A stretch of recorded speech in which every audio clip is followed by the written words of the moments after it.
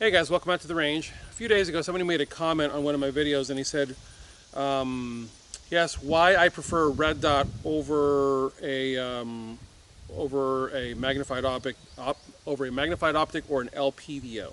And I will admit, guys, that the first time I heard LPVO, I went, what the heck is that? And someone said, oh, that's a low power variable optic. You ought to know that if you claim to be a media professional. And I'm like, seriously? A low-powered variable optic? You mean a scope? Because that's what they are. Okay. All right, so I went to the internet.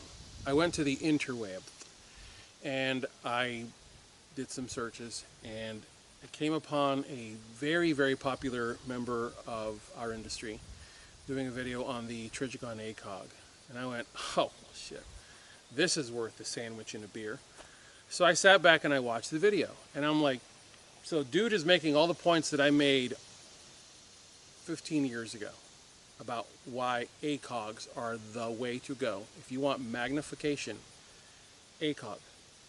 Beginning and end of the list, period. If you put an ACOG on a rifle, you have turned a rifle, an AR-15, into a weapon that allows you to pick precisely where you're going to hit the bad guy at any given distance, all the way out to 500 and 600 yards, if your rifle is capable of doing that. If you give the ACOG the 100-meter zero that it's asking you for, and you pair the ACOG with the rifle and the ammunition combination, it's like a laser beam. I mean, it's like you look, you put the crosshair where it's supposed to go, you pull the trigger, and a bullet hole shows up there.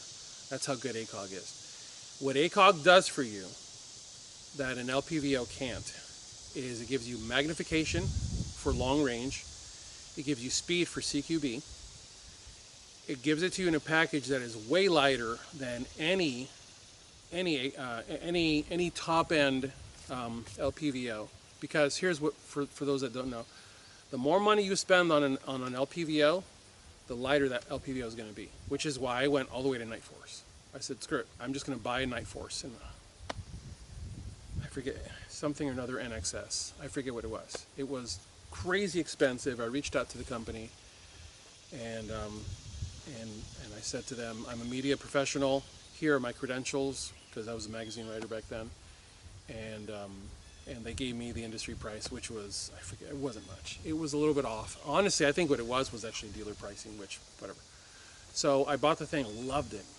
Ran it at a couple classes, ran it at a class specifically, it was a precision class taught by a then very unknown Craig Sawyer, who's now a friend of mine.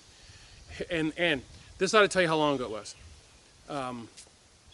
I ran that rifle and optic setup at a class at Tier 1 group in Arkansas, taught by this former Navy SEAL, SEAL Team 6 operator named Craig Sawyer, Sawman Sawyer. And one day I'm walking through the living room in my house and my kids are watching Top Shot, Season 1. And I walk by the monitor and I go, that's my buddy Craig. And they go, no, it's not. And I pull out my phone and I go, hey dude, how'd you get on Top Shot? And they're like, holy cow, you know Sawman. And so that ought to tell you how long ago this was. And love the scope, dynamite scope. Did everything it was advertised to do, and it did it in a very scant, lightweight package. However, it was still heavy. It was still heavier than just an ACOG. It was still infinitely more expensive than just an ACOG. It was still more cumbersome than just an ACOG. And so I took it off the rifle, cleaned it up, and sold it. And never looked back. And every time that I kind of find myself edging in that direction, I remind myself, I don't need the magnification. Now, in my case, yes, I've had LASIK surgery, which has turned my eyes into binoculars. You leave some things on the table. When you have LASIK surgery, yes, your vision is really great at distance, but your close-up vision gets blown out, and you lose the ability to read simple things right here. So I have to like hold my phone up there sometimes. But what it gives me is the ability to clearly identify a threat. So if you have distance issues, yes, fine, magnification.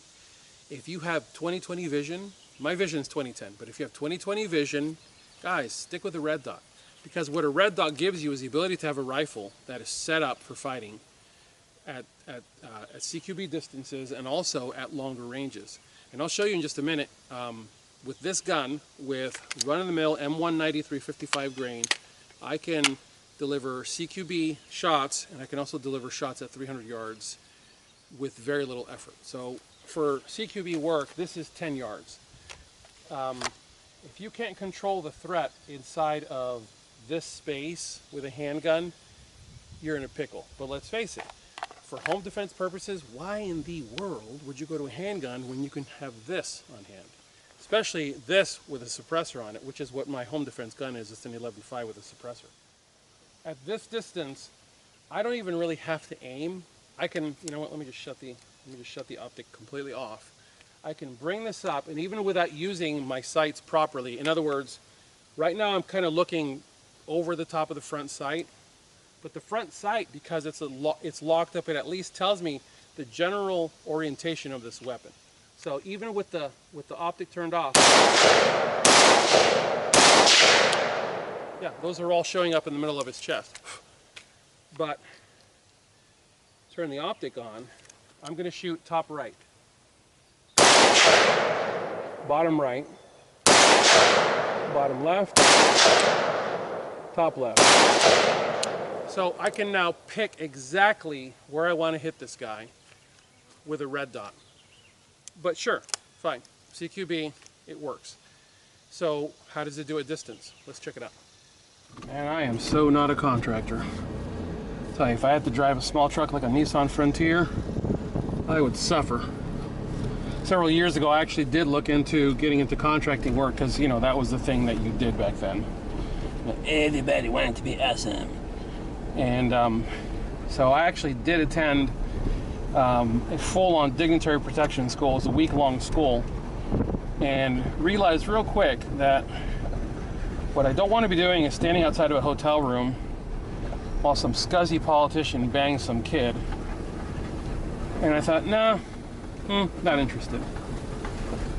So, anyways, the comment about magnification versus red dot really comes into its own when you get into long range.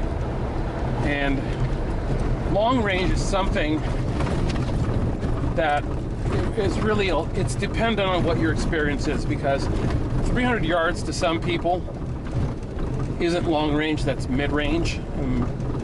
A buddy of mine actually says, yeah, it's a glorified handgun shot. Because there are people who hunt with handguns, with revolvers. And I know the guy who actually has a verified kill of a deer at 400 yards with a revolver, which is mind-boggling. But for me, 300 yards is, I consider to be the limitation of what I would want to be engaging, the distance at which I would want to be engaging. So let's have a look at that. All right, clearly this thing has not fared very well in the wind. I'm gonna have to move this.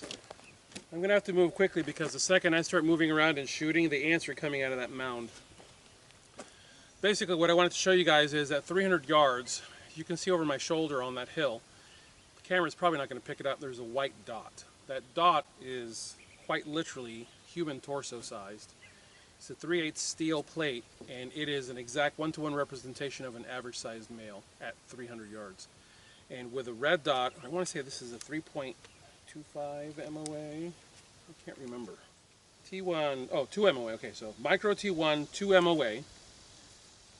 And I should be able to just look at the threat, get my landmarks, which is going to be, I aim roughly around here, and it's going to hit somewhere around here.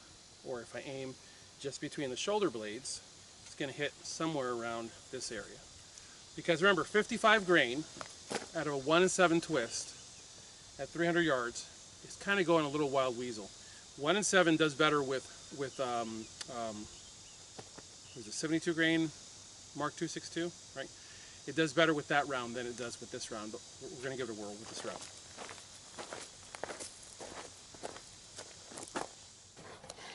It'll be awesome if I get a cold bore shot, right?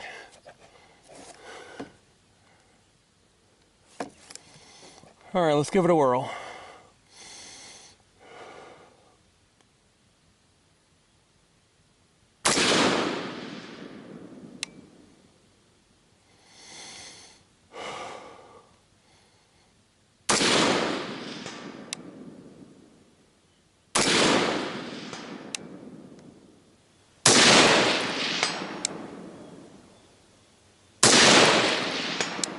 Alright, so once is luck, twice is skill, 3 times is screw you, and the ants are already after me. Woo, the ants are already moving. Ouch. So that proves the point. It isn't, I mean, yeah, there's skill to what I'm doing, because I have years of doing this. Okay, there's that. But with all honesty, guys, I've already proven this.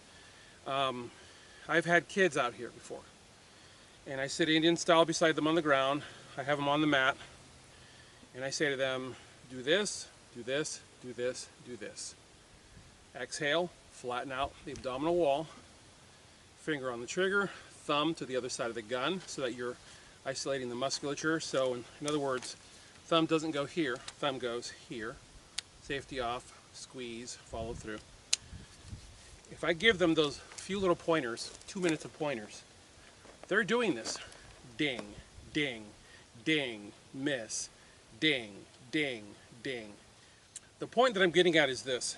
You set up a person with a quality rifle, a quality optic, and quality ammunition, and they're going to do this all day long. You don't need magnified. Now yes, at 300 yards, I cannot clearly see what's in his hands. But at 300 yards, if he's shooting at me, and I'm in a position where I can get shots on him, I can at least hit him. I can see him. If I can see him, I can hit him. That's the beauty of this type of setup.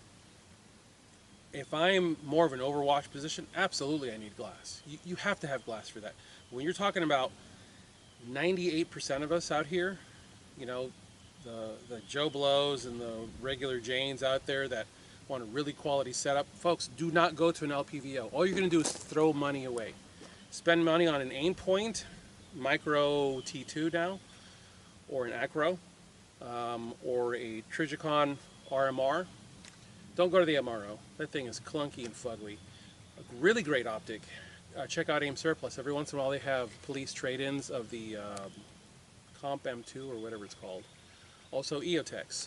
The EOTechs of old were garbage. The new EOTechs, good to go. But set yourself up with good glass. I'm sorry, with a good red dot.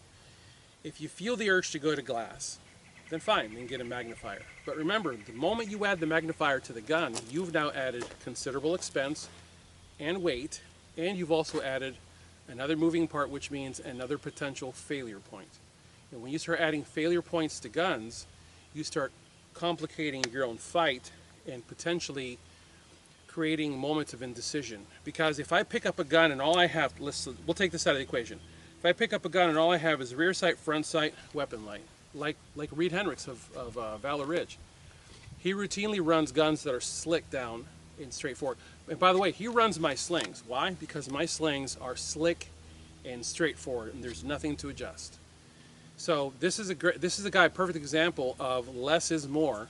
He gets it and he runs it expertly. That's what I got for you guys. I just wanted to show you, you don't really need a lot of candy to be effective with a rifle. Someone just the other day asked me, you know, what I thought about just running hard sights on a gun. Absolutely, man, that's brilliant. Hard sights and a weapon light, like I said earlier, like the setup that Reed runs, dude, that is good to go. In fact, years ago, I was having so many problems with optics. Because remember, guys, I've been doing this long enough to be able to say to you that I remember the days when optics first came in.